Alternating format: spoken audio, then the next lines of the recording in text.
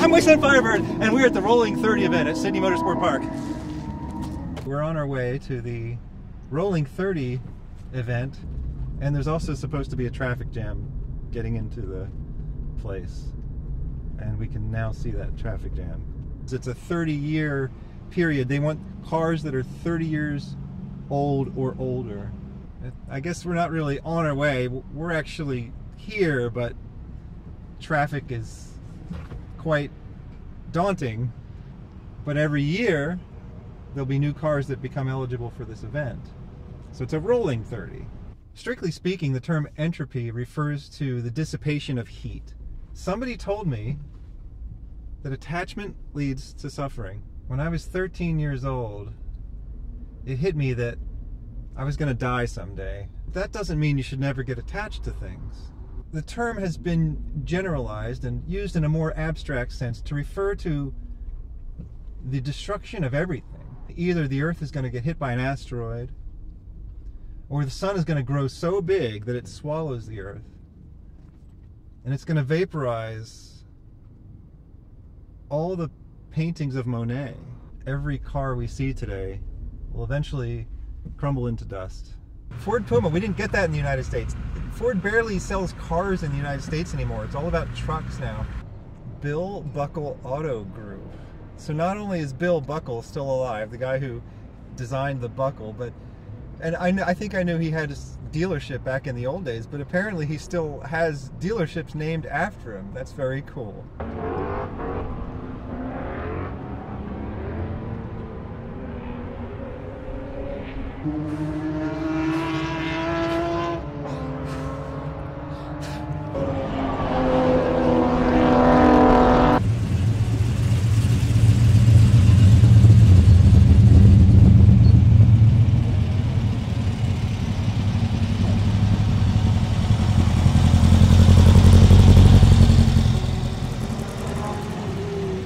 Another one of these sporty, muscular Holden Calais. A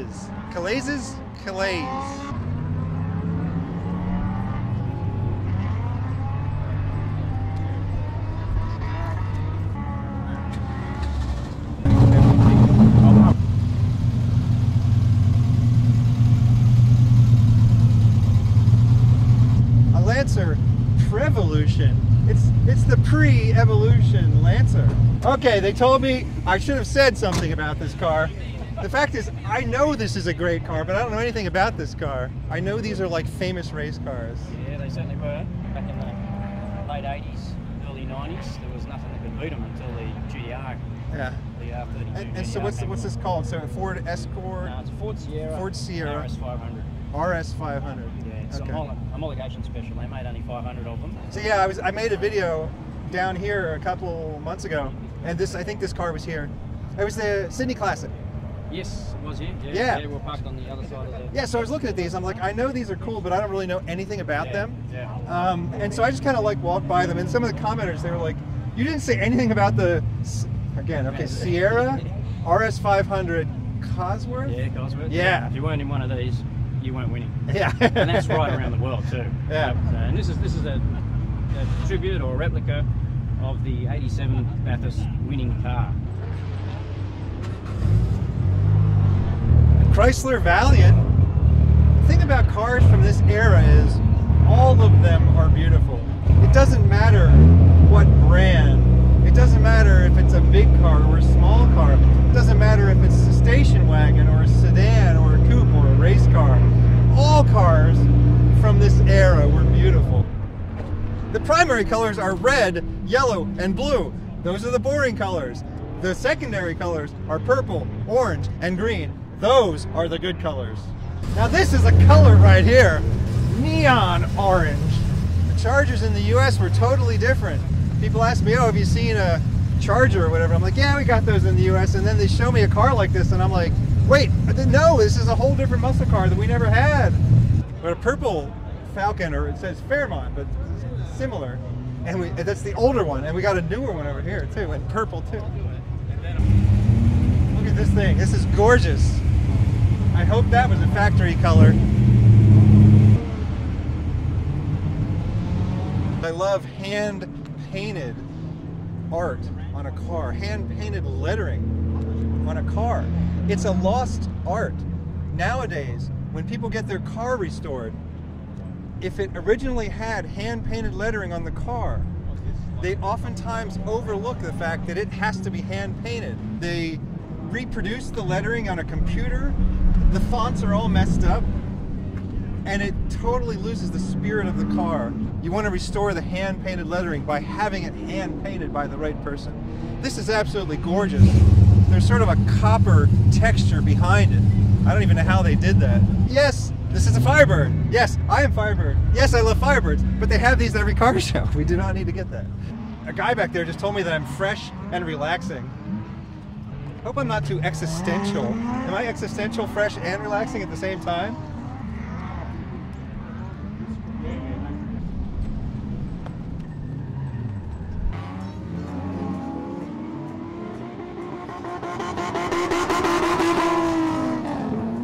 Like fun to you, don't quote me on this. The last time I looked into it, you can rent this entire skid van for $3,000 for a night. And that's a lot of money, but you can have the whole thing to yourself, or you can bring like 2 or 3 of your friends out. I might make a video about this in the future. That is not a stock color, but I wish it were a stock color. Toyota never made a bright green 86, but they did make one in British racing green. And Australia, you did not get that one. So that's one where you guys get to be envious of me and Japan. 57 Chevy.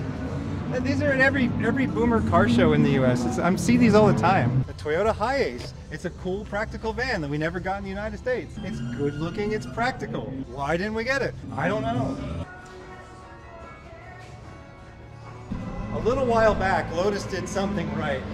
Everyone knows that Lotus had the best handling cars on earth, but they weren't reliable, so they started putting Toyota motors in them. Now Lotuses are the best handling and most reliable cars on earth, so what else do you need out of a car?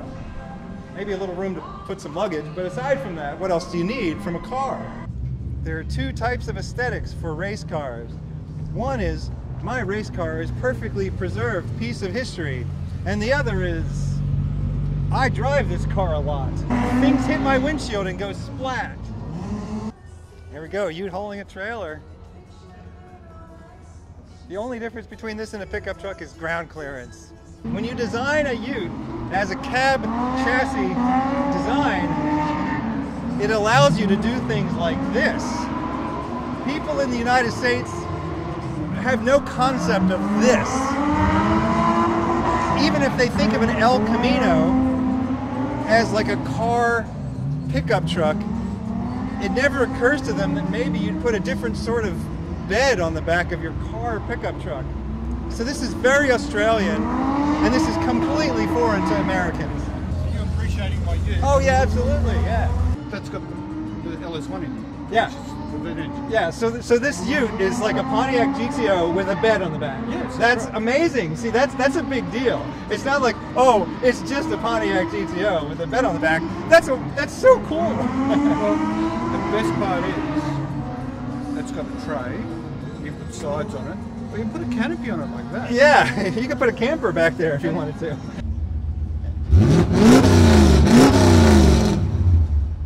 Sounds great, yeah. Going down hills, especially with this on. Blah blah blah blah blah blah blah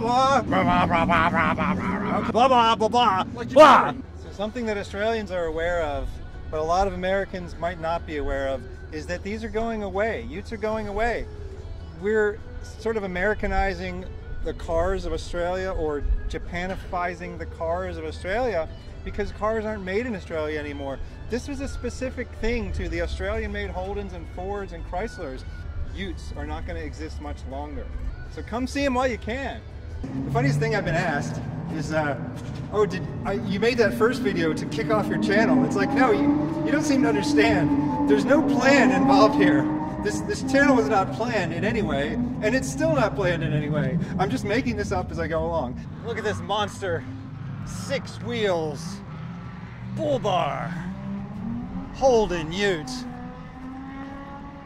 cab chassis design for maximum flexibility and utility. There's a Datsun Nissan station wagon I've never seen before. Cedric Wagon 6. Ford and Harley Davidson did this sort of crossover where they had a Harley Davidson edition of the Ford F-150, but that's not what we're here to see. Is this a Mini? Or is it a... I see it says Morris on it. But it is a Mini, okay. I just wanted to make sure I didn't say something stupid on YouTube. Well, anything more than I usually say stupid on YouTube. It's a 1963 Morris Mini from back when Minis were mini.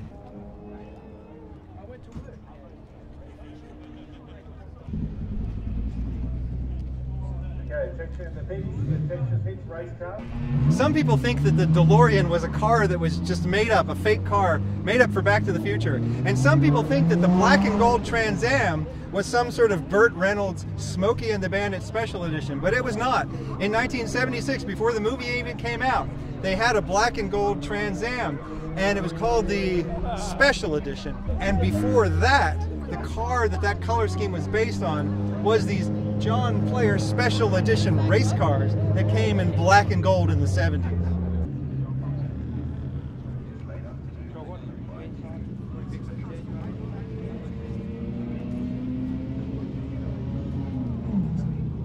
So this is a Austin Healey, but it has Toyota wheels on it. Yeah. And so, well, it's more homage until the secret like inside to like what's underneath. Okay, and underneath the bonnet. British, and then there's a little badges on there Toyota to homage what's underneath. Okay, so what's underneath? It's a 4AG big port out of a Toyota Supra E86. Okay, yeah. With the same gearbox, 5-speed gearbox as well. I was just talking about how Lotus did that. Lotus is a British sports car maker, and they said, our engines are not that reliable. Why don't we put Toyota motors in them? And it's the perfect combination. Yeah. And it's tiny. And you got lightweight. Tiny. 680 kilos. You know it's a sports car when it comes up to your waist.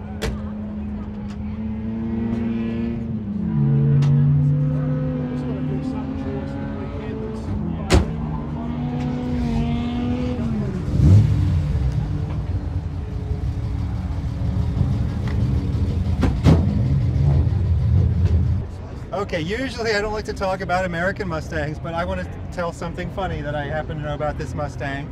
It's made in the style of Eleanor, and I guess there have been two Eleanors because there were two Gone in 60 Second movies, but it's made in the style of one of the Eleanors from one of the Gone in the 60 Second movies.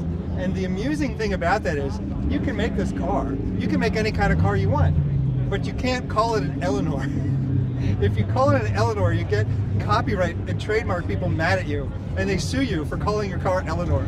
So this car has to have a different name. It has to be called Ellie or Amanda or Jenny or something like that. This kind of thing is just becoming legal to import into the United States and Australia as well if it wasn't sold here originally.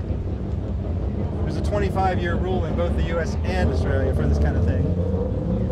It was originally brought into the country in 2002 through a grey import loophole. I remember hearing about this grey import loophole. What was the deal with that? Yeah, so I'm not exactly 100% sure what the deal was, but there were a few vehicles slipped through the cracks. In terms of import laws, we're nowhere near as strict as America to begin with, which is why a lot of them slipped through the cracks. Okay. As well as a lot of GTRs, R32s, 33s, 34s, and all that kind of thing, as well as the 32 are actually originally being sold as an Australian delivered car to begin with as well, a very limited number. Okay. And so we have nowhere near the emissions laws or anything like that to what you guys have, which is why it is a lot easier to get a vehicle like this. That's what I've been saying. So I think it's emissions, safety, and taxes. I made a sort of hyperbolic statement in one of my videos. I said, the United States has emissions laws and taxes and safety laws, but Australia has none of that. But I'm exaggerating. Of course, Australia has those laws, but they have to be less restrictive here because I've never seen such a variety of cars as I've seen in Australia. There's cars from all over the world. Yeah. Cars from China. I've seen cars from India and stuff like that. It's amazing.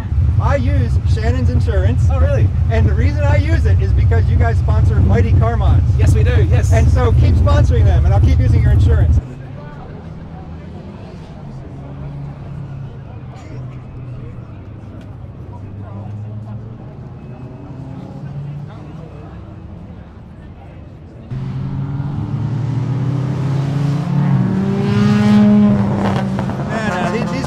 Taking this seriously enough. We just saw a Cortina fly by. He was up on two wheels. Okay, there's also a Mercedes limo going around the track now. Now that takes a little bit of commitment right there. The thing about this car is, it'll be vaporized when the sun swallows the earth. Actually, this car will also be vaporized when the sun swallows the earth. But this car here, oh, it'll definitely be vaporized when the sun swallows the earth. Here we have an example of entropy. Rust is an oxidization process. Burning, fire is an oxidization process. So what we're actually witnessing is this car burning slowly over time as it fades into oblivion and crumbles into dust before our eyes. Choose your attachments wisely, because you will suffer for each and every one of them. Burning before our eyes. Burning.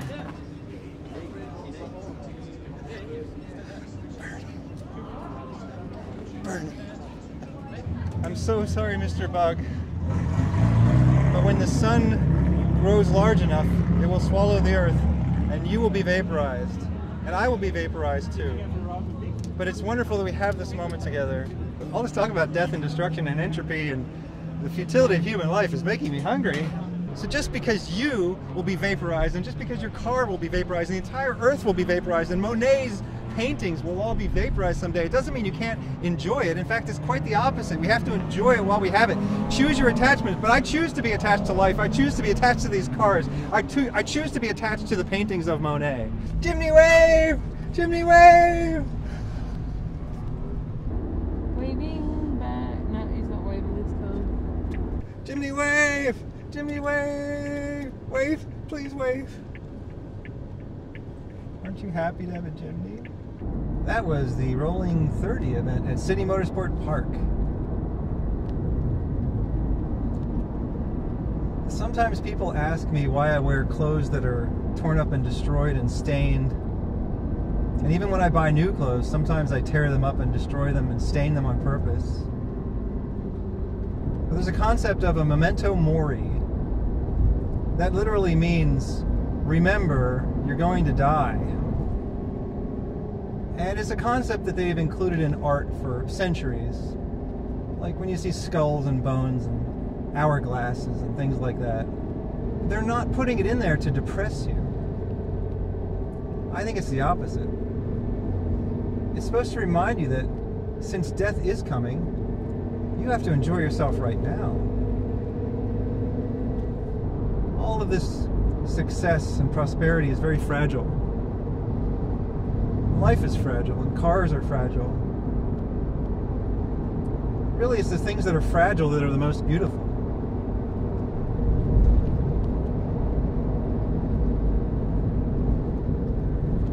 I'm Wasteland Firebird. Thank you for inviting me into your home or onto your portable device. Have a good morning, afternoon, evening, or night.